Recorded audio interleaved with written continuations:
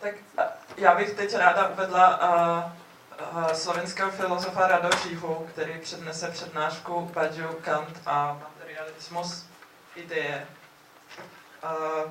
Rado Říha se rovněž zabývá Badiovým myšlením, je představitelem Lublaňské školy psychoanalýzy a členem Slovenské akademie věd.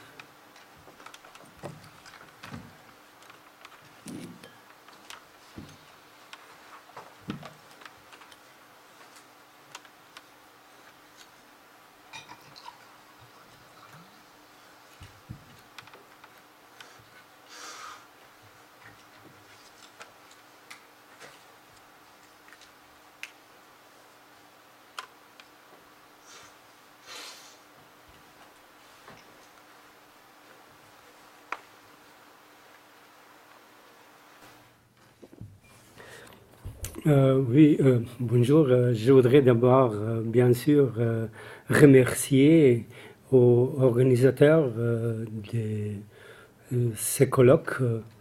C'est un grand plaisir pour moi de pouvoir participer à notre colloque. Et je remercie surtout Ayana Berankova pour m'avoir invité. Et il faut le dire aussi tout au début que j'ai un peu changé le titre de ma conférence. Alors le titre est maintenant la seconde révolution copernicienne de la philosophie kantienne. Pourquoi ces changements? Je crois que lié Kant et Badiou et parler sur le matérialisme possible de l'idée kantienne veut dire qu'il faut trouver les traces d'une seconde révolution copernicienne chez Kant même. Et ces traces, on peut les dessiner à partir de la philosophie de Badiou. Okay. Cette conférence dans laquelle je me pencherai sur les problèmes de la philosophie kantienne tire son origine de la belle formule par laquelle Alain Badiou commence son exposé du livre de Quentin Meillassoux après la finitude. Badiou présente le livre comme une œuvre où se lit l'essence d'un commencement et la place au rang des textes qui répondent à la question « Pour guérir quelle blessure ? Pour ôter quelle écharpe dans la chair de l'existence suis-je devenu ce qu'on appelle un philosophe ?»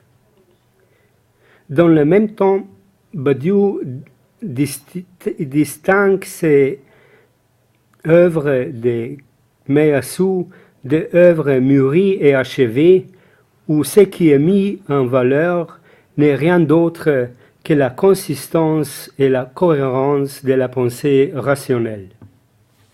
Cette déclaration de Badiou sera pour moi l'occasion d'une reformulation en hypothèse de travail de ma conférence.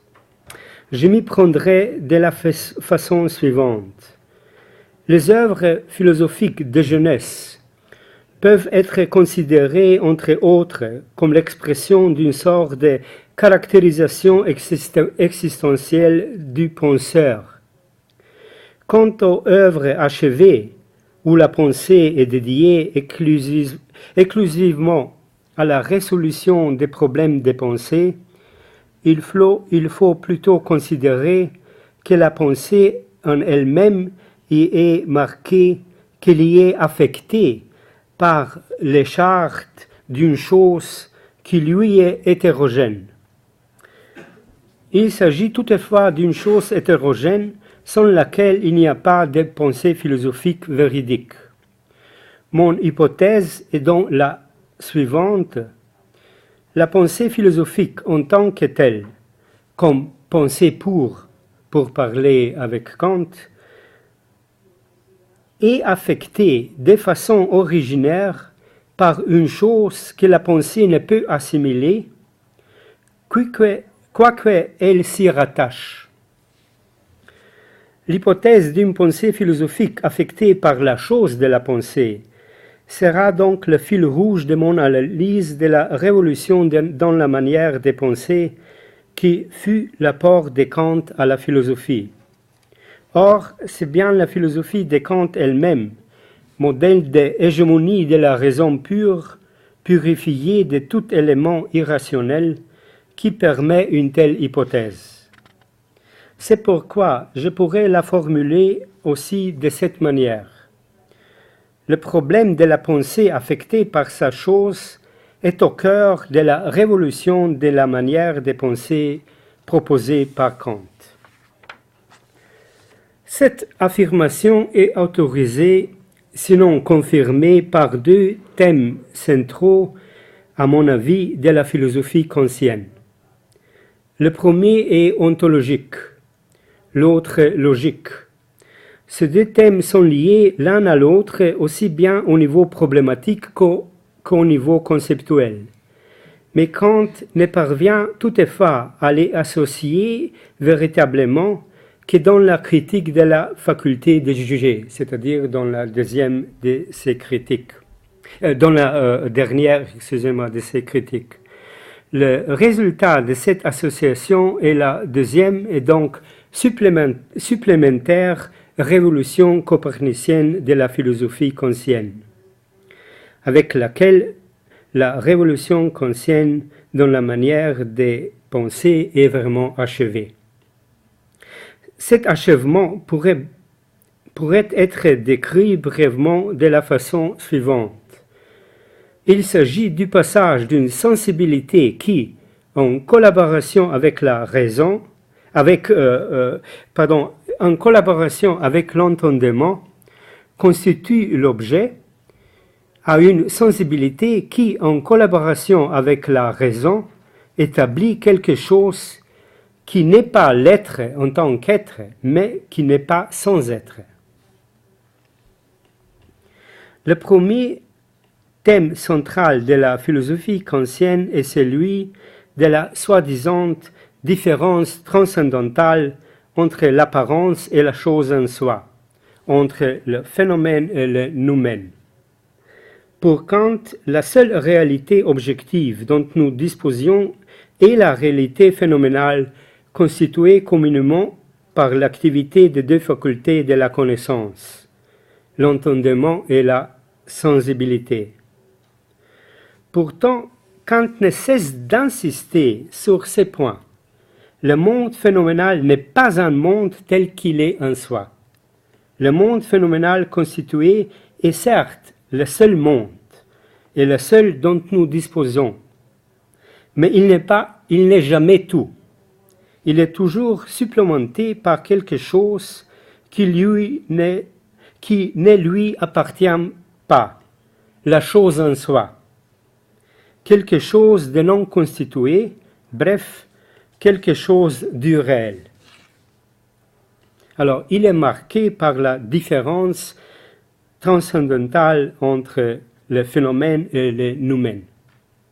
Et cette différence transcendantale de Kant implique également que le monde phénoménal n'existe et ne fonctionne en tant qu'objectif qu'autant qu'il est présent d'une façon ou d'une autre, la réflexion que ce monde n'est pas encore la chose en soi, le monde en soi, que la chose en soi en est absente.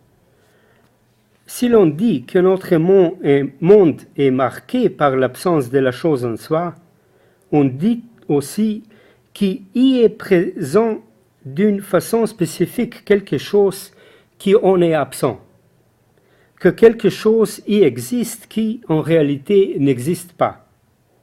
Voire, si le monde phénoménal est fondamentalement caractérisé par l'absence de la chose en soi, si le monde phénoménal n'est objectif qu'à la condition qu'il ne se prenne pas pour le monde en soi, alors l'objectivité de ces mondes dépend fondamentalement du fait qu'elle reflète en soi l'absence du monde en soi,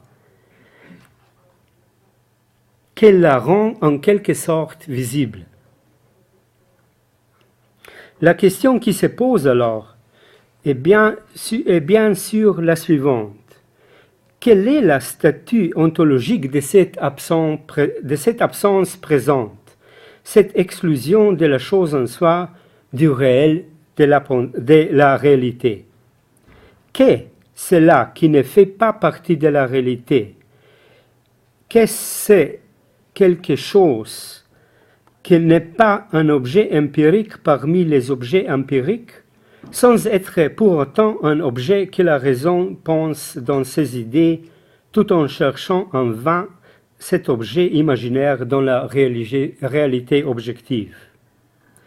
L'autre partie de la question étant, par quel processus logique peut-on concevoir le statut ontologique de cette chose même, qui fonctionne dans la réalité objective comme l'élément qui en est exclu? Par cette question, j'en viens à l'autre thème fondamental de la philosophie kantienne et par ailleurs logique. Et je viens aussi à ce qu'est pour la philosophie kantienne sa chose de la pensée. Au cœur de ce thème se tiennent les opérations logiques de l'autocritique de la raison dans la dialectique transcendantale de la première critique. Comme nous le savons, pour Kant, la raison fonctionne de telle sorte qu'aussi bien en ce qui concerne les différents domaines des pensées que la totalité absolue du tout, elle est à la recherche de la condition ultime, du point de l'inconditionnel. L'inconditionnel à quoi aspire la raison, cet irrépressible désir de trouver, comme le dit Kant, quelque part un point ferme où poser le pied absolument au-delà des limites de l'expérience, c'est ce que la raison affecte de l'intérieur, ce qui, d'une certaine façon, lui donne à penser. Cette chose de la pensée, qui constitue la raison en tant que raison, en est la condition absolue.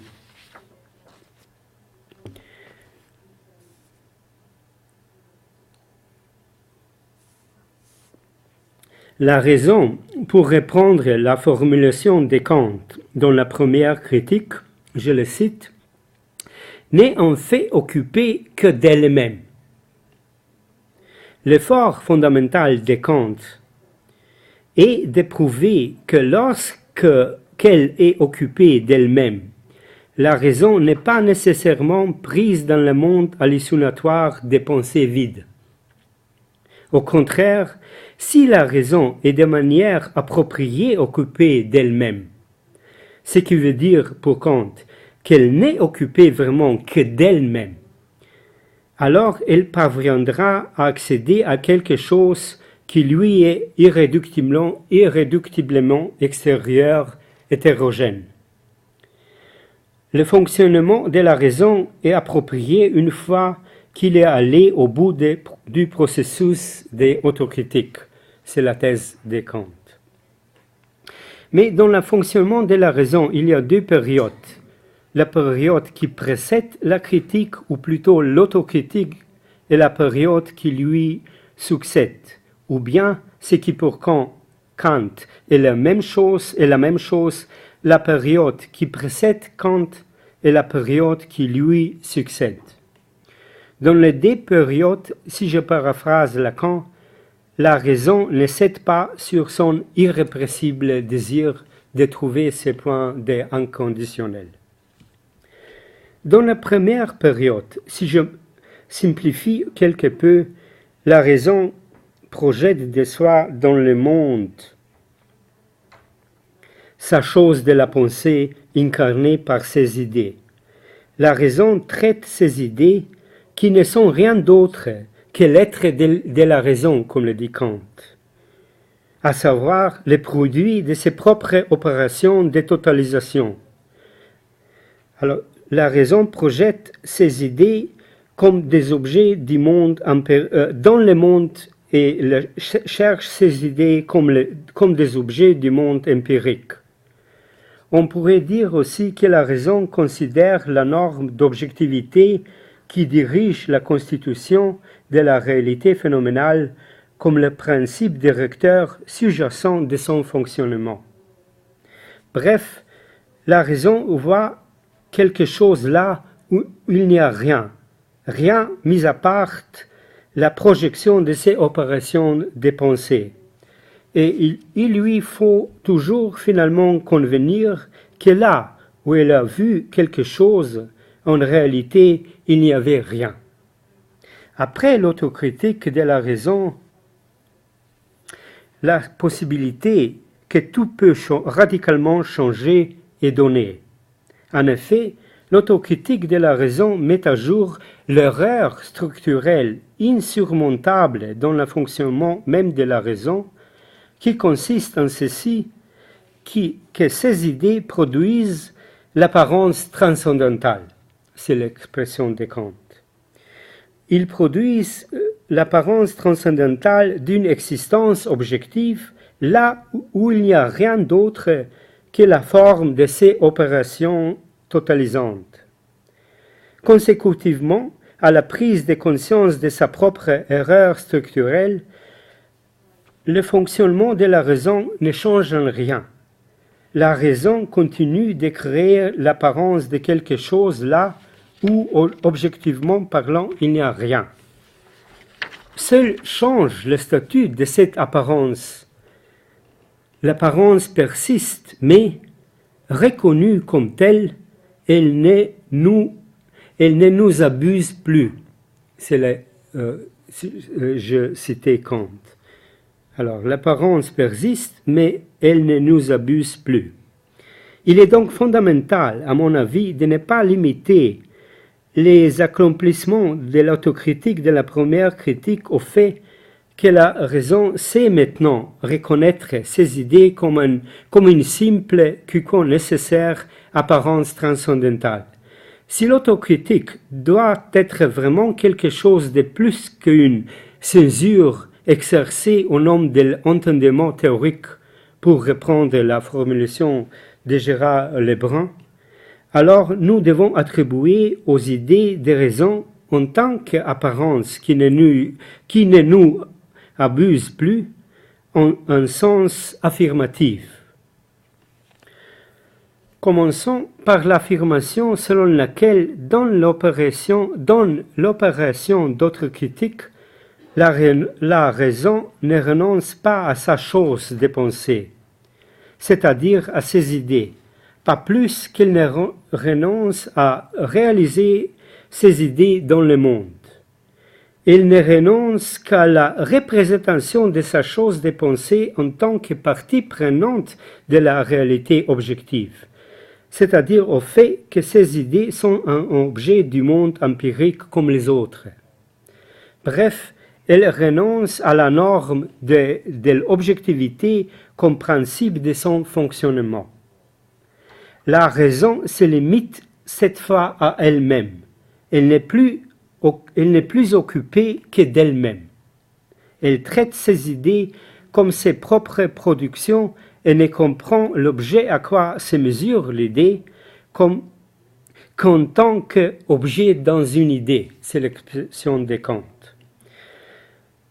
Si j'utilise un terme non conscient, la raison ne traite plus maintenant ces idées que comme des fictions du vrai.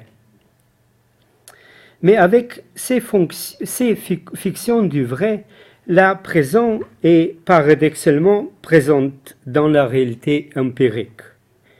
Et Kant appelle cette entrée de la raison dans le monde de l'objectivité l'usage immanent ou encore l'usage empirique de la raison. Et c'est précisément au moment où la raison se limite à elle-même, où elle n'est occupée que d'elle-même, que paradoxalement elle dépasse la simple spéculation des pensées pour entrer avec ses idées dans la réalité objective. Bref, après l'autocritique, la raison est chez soi, hors de soi. Elle est présente dans la réalité en tant que ce qui existe en elle comme son inexistante.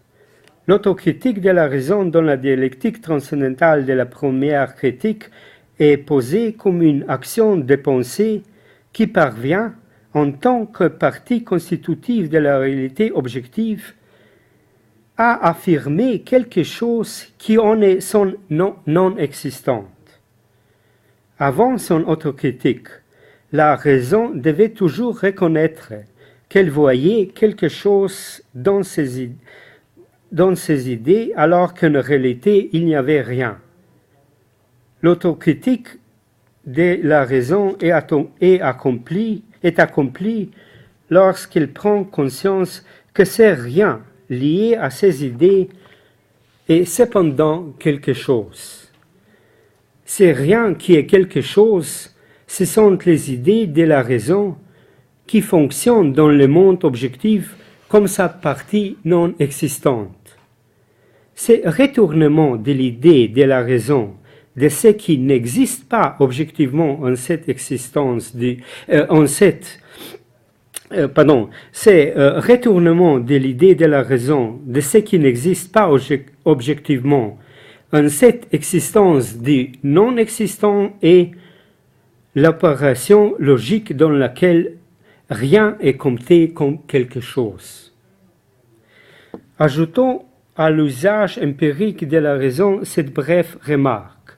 Dans le contexte de la première critique, il est vrai que l'usage empirique de la raison est présenté de telle sorte que la raison y semble jouer plus ou moins le rôle d'un accessoire dans la constitution par l'entendement et la sensibilité de la réalité empirique.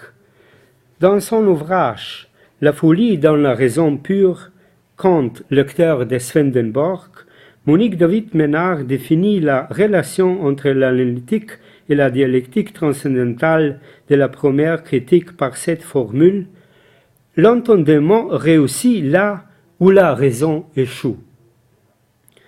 Dans cette formule pertinente, on ne doit toutefois oublier le fait que ce n'est pas la raison qui est conditionnée par la réussite de l'entendement. C'est au contraire la réussite de l'entendement qui est conditionnée par la réussite de l'autocritique de la raison.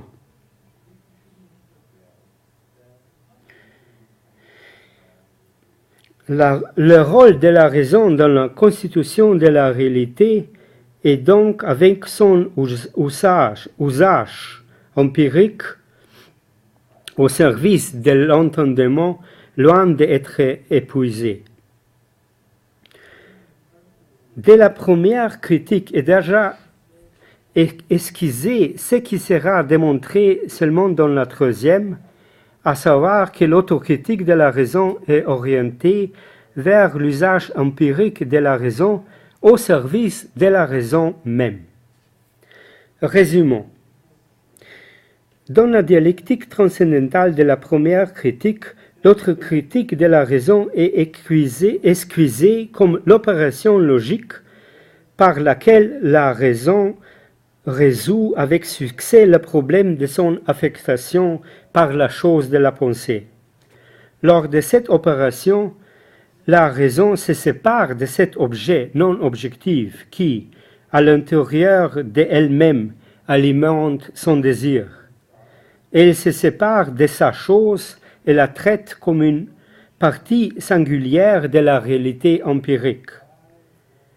La chose de la pensée qui, sous la forme des idées, se manifeste dans l'expérience a un statut ontologique tout à fait particulier, qui la distingue de tous les autres objets du monde dont il partage le destin.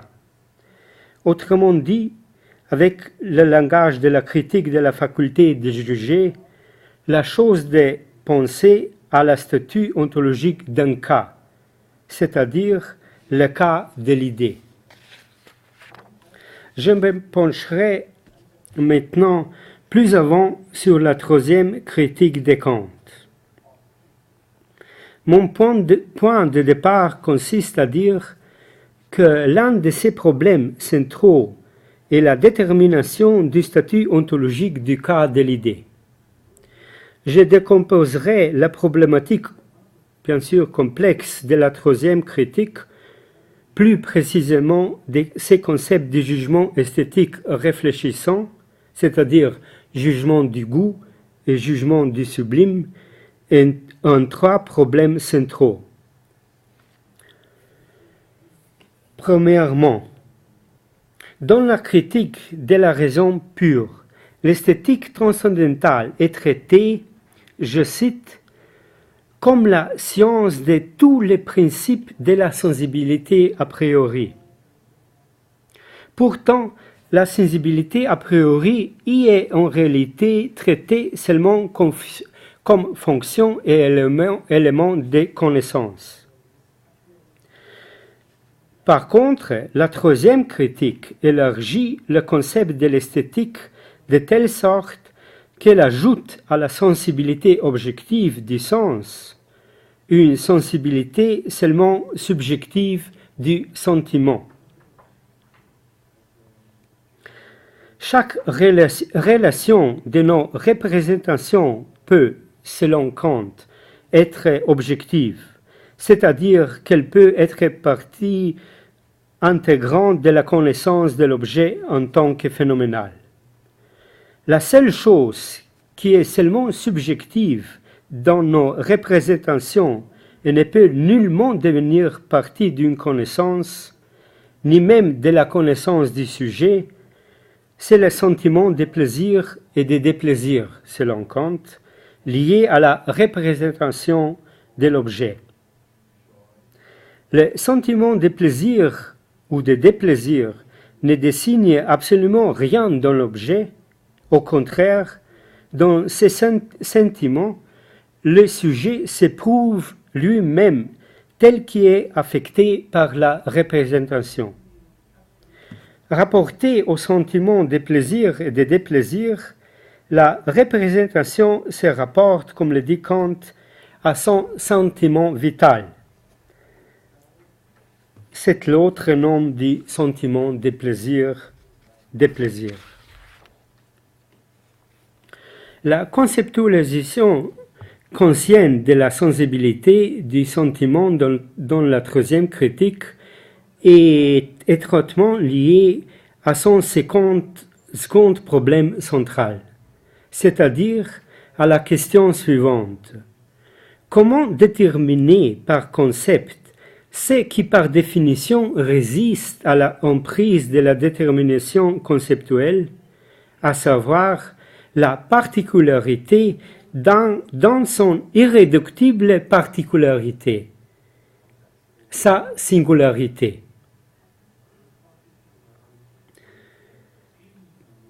La réponse de Kant à cette question, si je simplifie, est double.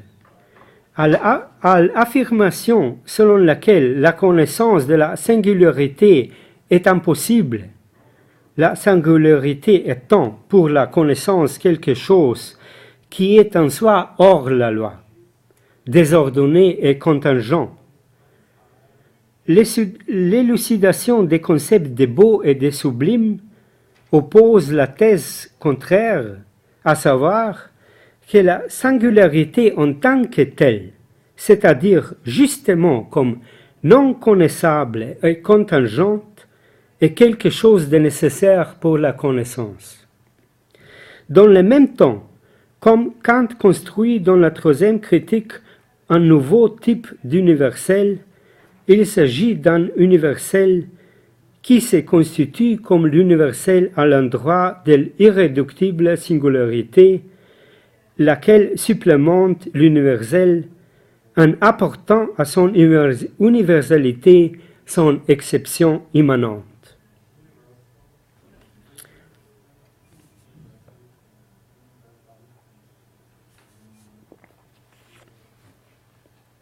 Ces deux problèmes, à savoir l'élargissement du concept de l'esthétique transcendantale et la détermination de l'irréductible singularité, sont liés à un troisième problème.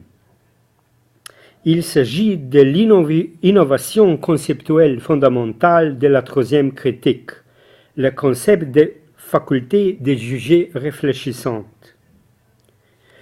J'entends la liaison entre ces trois problèmes comme une jonction entre la conception logique et la conception ontologique de la philosophie kantienne.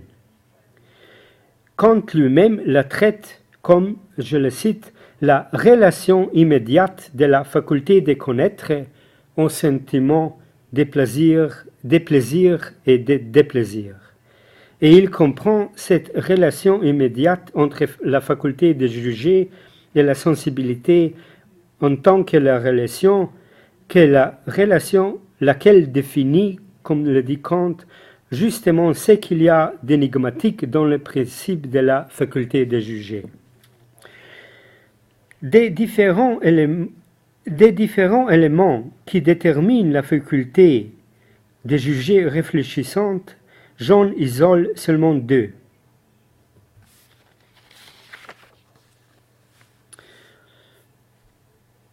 D'abord, l'élargissement du sens de l'esthétique se fonde sur le fait que Kant ne relie plus la caractéristique de sensibilité de la représentation à la seule représentation, mais au acte de la faculté de juger. La dénomination de jugement esthétique sur l'objet nous dit ainsi que la représentation se rapporte bien à l'objet, mais que dans le jugement, il ne s'agit pas d'une détermination conceptuelle de l'objet, il s'agit d'une détermination qui se rapporte seulement au sujet qui juge et qui est elle-même quelque chose de seulement subjectif.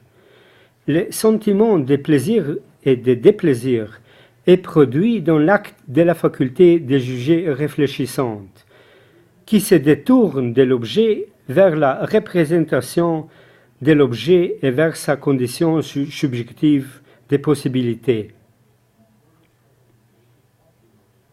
Dans le sentiment de plaisir et de déplaisir, on prend conscience sur le monde sensible que dans la représentation est mise en œuvre cette conformité de l'imagination et de l'entendement qui est la condition élémentaire pour tout effet de connaissance. Ce qui signifie aussi la chose suivante. Bien que l'acte de la faculté de juger réfléchissante s'arrache à la fonction connaissante, objectivante, cela ne veut pas dire pour autant que la sensibilité du sentiment abandonne toute orientation vers la connaissance. Bien au contraire, elle est marquée par le signe d'une connaissance indéterminée, une connaissance, pour ainsi dire, sans connaissance, ou une connaissance que Kant nomme dans la troisième critique la connaissance en général.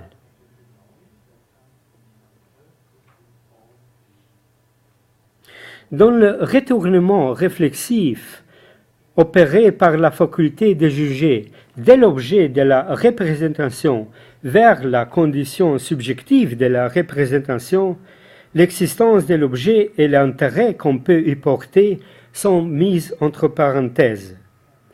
La faculté de juger juge de la représentation en pure réflexion. Ce qui la guide dans le jugement, ce n'est pas l'attente de tel ou tel plaisir donné dans les sentiments sensibles. Et de même, le jugement n'essaie pas de créer un concept de l'objet. Dans l'action de la faculté de juger réfléchissante est suspendue toute détermination, aussi matérielle que formelle, de ce qui se présente. Le jugement qui porte sur la représentation est une action que la faculté de juger exerce, comme le dit Kant, pour elle-même. Ce qui importe, c'est ce que je fais de cette représentation à moi-même. Le seul motif de la faculté de juger réfléchissante est en dernière instance l'acte du jugement lui-même. Il n'est exigé de la faculté de juger réfléchissante que ceci, qu'elle fasse dans l'acte réflexif tout ce qui est en son pouvoir pour que cet acte soit accompli correctement. Et si cet acte est accompli correctement, son résultat doit nécessairement présenter la marque, comme je l'ai déjà dit, d'une connaissance en général. Et peut-être pourra-t-on se représenter un peu mieux l'acte de la faculté de juger réfléchissante à l'aide du schème grâce auquel Lacan présente le couple Skopos le but et Telos la fin dans son séminaire 10. C'est le schème qu'on voit derrière moi. Le jugement guidé par rien d'autre que par le souci de réaliser correctement l'acte du jugement peut être illustré par le biais d'une analogie avec le tracé d'une flèche de la façon suivante. La faculté de juger, confrontée à un objet, un événement donné, entre dans la réalité empirique, c'est le bord. Puis, elle effectue le détournement depuis l'objet vers les conditions subjectives de sa représentation. On ne prêtant attention qu'à l'effet d'une connaissance en général.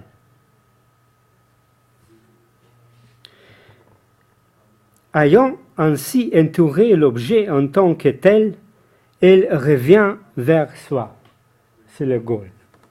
Je reviendrai sur cette explication.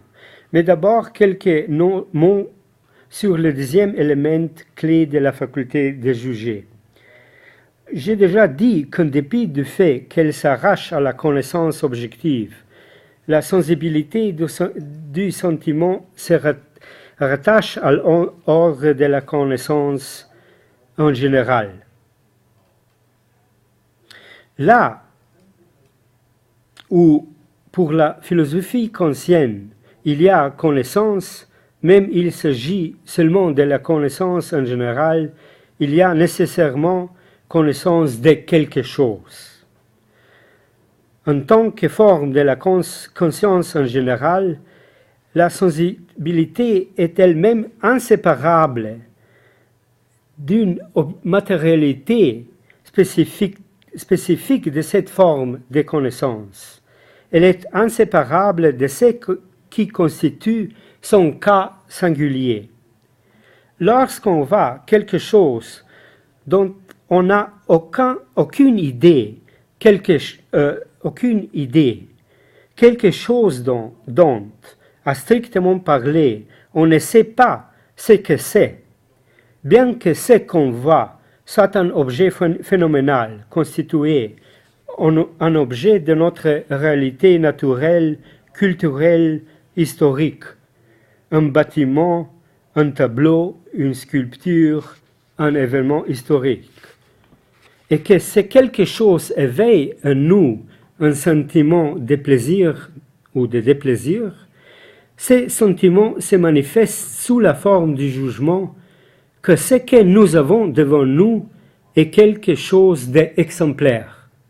Si l'on utilise le lexique de la troisième critique, on dira que c'est un cas de beau ou du sublime.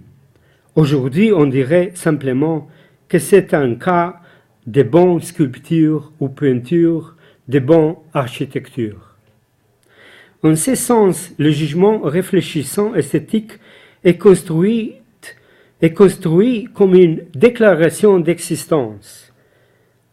Il est la déclaration qui confirme que dans l'événement ou l'objet empirique qui se trouve là devant nous, il existe autre chose que cet objet ou cet événement empirique lui-même, c'est-à-dire le cas d'un sentiment de plaisir ou de déplaisir.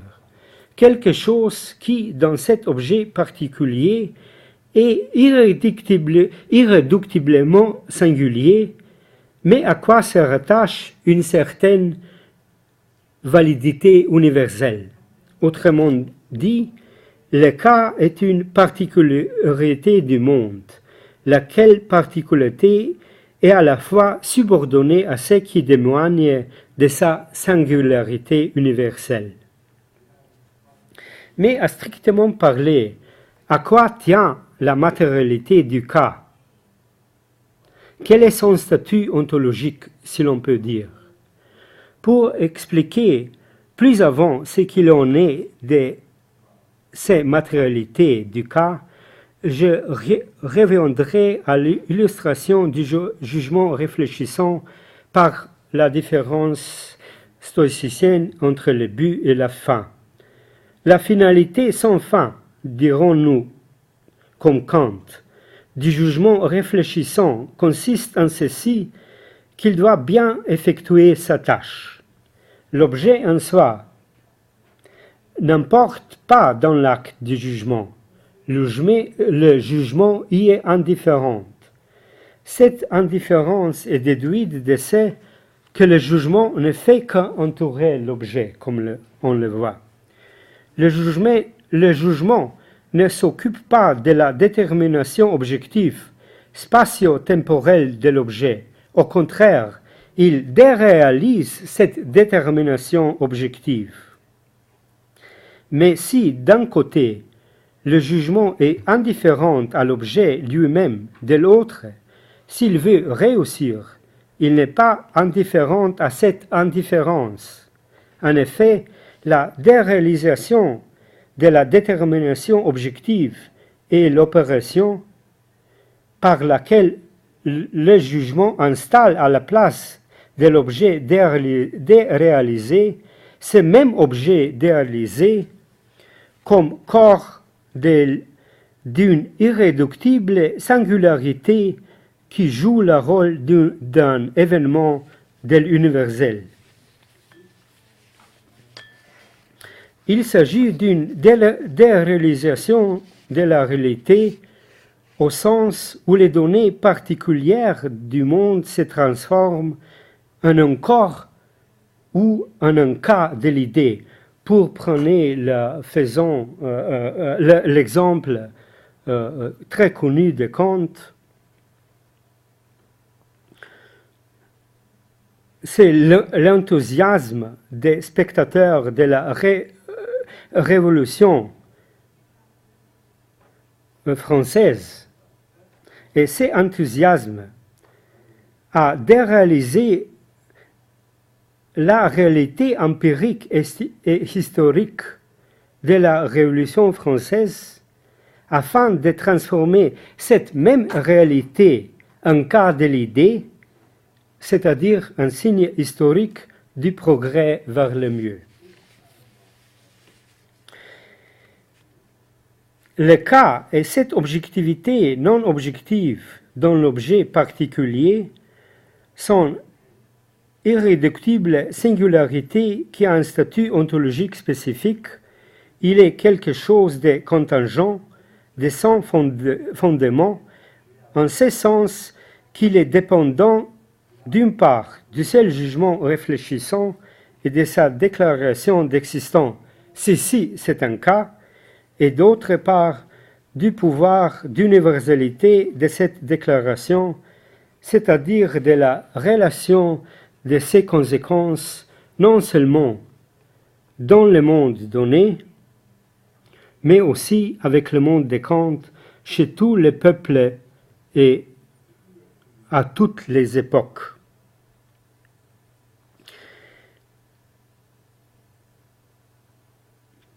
Le cas du sentiment de plaisir n'est ni l'objet objectif constitué par l'entendement, ni le sublime objet suprasensible de la raison avant son autocritique. Son objectivité, sa matérialité est le produit d'une double négation. Elle est la déréalisation des objets de la réalité d'expérience et la désublimation des objets de la raison critique. Mais en tant que telle, cette matérialité toute particulière existe à l'intérieur de la réalité objective constituée. Bref, selon son statut ontologique, la matérialité du cas est la trace matérielle de cette absence présente de la chose même qui donne au monde phénoménal objectif sa consistance et sa dureté. C'est donc justement, avec ça, ces mots je conclurai, c'est donc justement dans le statut ontologique du cas qu'on devrait aller chercher le matérialisme de l'idée consciente possible. Merci beaucoup.